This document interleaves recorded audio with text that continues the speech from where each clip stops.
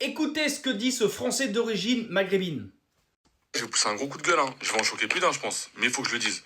Il y a quelques jours, j'ai fait une vidéo sur le christianisme et la France en général, et je disais que c'était pas normal qu'on voulait supprimer les sapins, Noël, les crèches, tout ce qui englobe la culture du christianisme, entre guillemets. Et l'histoire de la France, parce que c'est l'histoire de la France.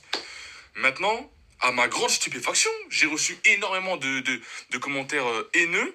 Et moi, je pensais que ça allait venir des fachos. T'as vu des gens qui n'aiment pas les gens comme moi. Pas du tout. Pas du tout. J'ai reçu beaucoup de commentaires de haine. Des gens comme moi, justement. C'est là que c'est la dinguerie. Des gens comme moi qui sont venus, ils ont dit quoi sur ma vidéo? Ah, espèce de suceur de français. Excusez-moi du terme, hein. Espèce de suceur de français. Toi, tu veux bien rester en France. Ah, bizarrement, peut-être là, tu vas avoir un métier, tu vas avoir une alternance, tu veux. Mais les gars, moi, je vais vous parler français. Si vous aimez pas la France, au point de, quand vous voyez juste un maghrébin en mode il parle de la France, positivement, vous venez, vous l'insultez, vous le critiquez, qu'est-ce que vous faites en France? Elle est là ma question. La langue que vous parlez, elle est française. Qu'est-ce que vous faites en France?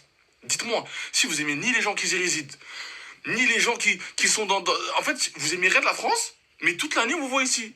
Vos mamans, elles habitent ici, vos papas, ils habitent ici, toute votre famille, elles sont ici, toute votre famille, elles utilisent les soins, les écoles de France, toute la France. Mais vous détestez la France. Bah alors, qu'est-ce que vous faites là? Moi, je vous dis, rentrez chez vous, les gars. Il a tout dit. C'est pas parce que tu as des origines que tu n'as pas le droit d'aimer la France, que tu n'as pas le droit d'être fier d'être là, que tu n'as pas le droit d'être content d'être ici, que tu ne reconnais pas ce pays qui te nourrit, qui te loge, qui te blanchit, qui te soigne, si tu n'as pas l'argent de le faire, etc. Bravo à lui. Et tu as vu, c'est toujours la même chose. Il se fait attaquer par sa communauté, parce que sa couleur de peau lui interdit, dans l'esprit malheureusement de beaucoup, pas tous, heureusement, mais lui interdit d'aimer son pays. Le braque, que tout le monde connaît, c'est pareil. Son problème, c'est sa couleur de peau. Donc en fait, si tu aimes la France et que t'es blanc, t'es un facho. Si tu aimes la France, que t'es noir ou marron, ou les Asiatiques qui sont invisibilisés, on n'en parle jamais. Mais voilà, si t'es comme lui d'origine marocaine, eh ben t'es un traître, t'es une salope. Voilà, enfin bref, toi c'est quand même dingue. Et ça, c'est la gauche. Ça, c'est les gauchos, ça, c'est les antifas, ça, c'est LFI. C'est un scandale. Je dis bravo à ce jeune franco-marocain de dire j'aime la France. Voilà. Eh ben, la France t'aime aussi. Voilà. Du moment que t'es pas une racaille, on s'en fout de ta couleur, on s'en fout de ta religion, on s'en fout d'où tu viens, on s'en fout de qui sont tes parents. Si t'es pas une racaille, t'es le bienvenu en France.